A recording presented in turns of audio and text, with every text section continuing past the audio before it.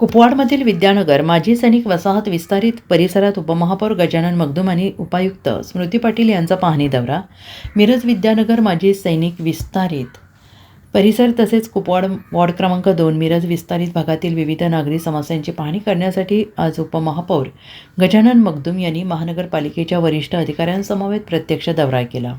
या पाहणी दौऱ्यात उपायुक्त स्मृती पाटील, शहर अभियंता चव्हाण, ड्रेनेज आणि पाणीपुरवठा अभियंता चिदानंद कुरणे, सहाय्यक आयुक्त सचिन सगावकर यांच्यासह महापालिकेचे संबंधित अधिकारी उपस्थित होते. नागरिकांना भेडसावत असलेल्या ड्रेनेज, पाणीपुरवठ्याच्या समस्या प्रत्यक्ष स्थळी जाऊन तपासण्यात आल्या. तसेच प्रलंबित प्रश्न तातडीनं मार्गी लावण्याचे आदेश प्रशासनाला देण्यात आले. या भागाकडे महानगरपालिकेचे दुर्लक्ष होत असल्याची भावना नागरिकांमध्ये होती. मात्र आज वरिष्ठ अधिकारी प्रत्यक्ष पाहणीसाठी आल्याने नागरिकांमध्ये समाधानाचे आणि आनंदाचे वातावरण निर्माण झाले.